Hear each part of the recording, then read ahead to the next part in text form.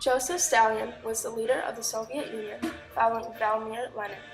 Stalin decided that Russia was too good for things such as agriculture and began to build factories. These factories, however, did end up helping the Soviet Union in World War II, but that of course doesn't come into play until later. Stalin was not a loving man.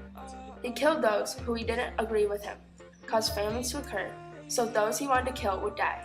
He ordered purges that killed millions and ordered slave camps. An estimate of how many he killed is between 20 to 40 million. That's not a whole lot, is it? Sarcasm intended. He also joined the Beatles. Wait, no, scratch that.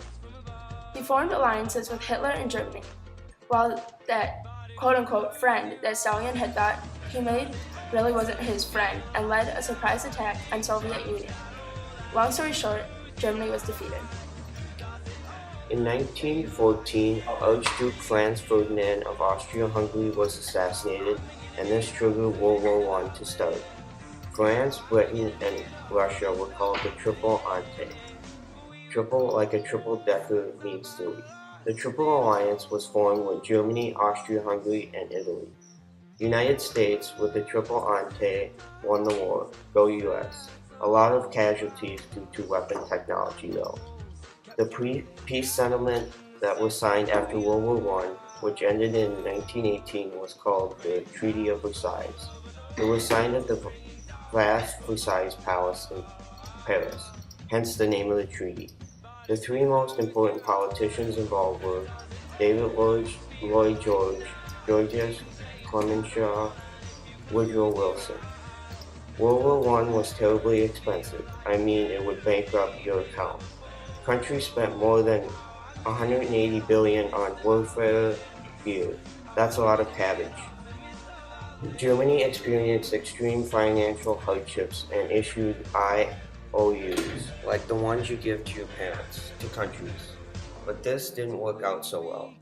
In the US, the stock market crashed in October 1929. People couldn't get their money out of the bank. The Great Depression began. So sad.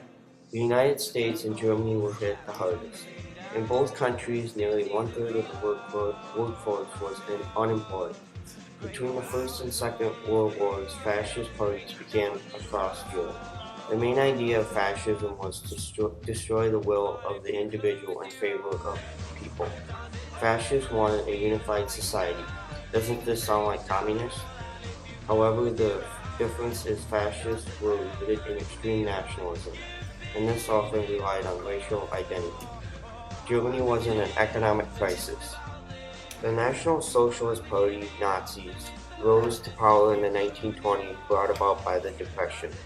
Harsh demands in the Treaty of Versailles and bad economy was a bad taste for the Nazis. Adolf Hitler was the head of the Nazi Party. He was bad, I mean real bad. He believed in the superiority of one race. I mean he did not believe in diversity.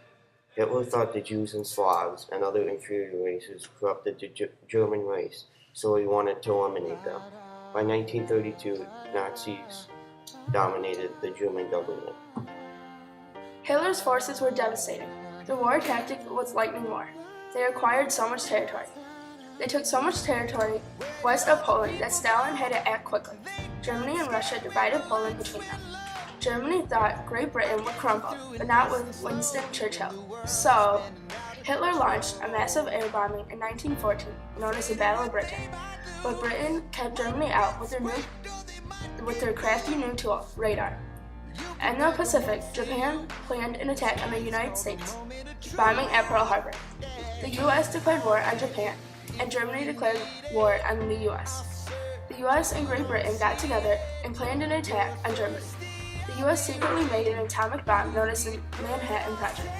The U.S. and Britain took control of Italy next year. And the next year, English, American, and Canadian forces launched the biggest offensive land attack on French beaches of Normandy on June 6, 1944. This became known as D-Day. No, not your final exam day. In 1945, the Allied forces closed in on Hitler's army, and this ended the European part of World War II. Hitler decided not to hang around any longer, so he committed suicide. However, the war in the Pacific continues until The U.S. fought back and dropped an atomic bomb on Japan in the city of Hiroshima on August 6, 1945. Then President Truman authorized another bomb on Nagasaki on August 9. Japan surrendered and World War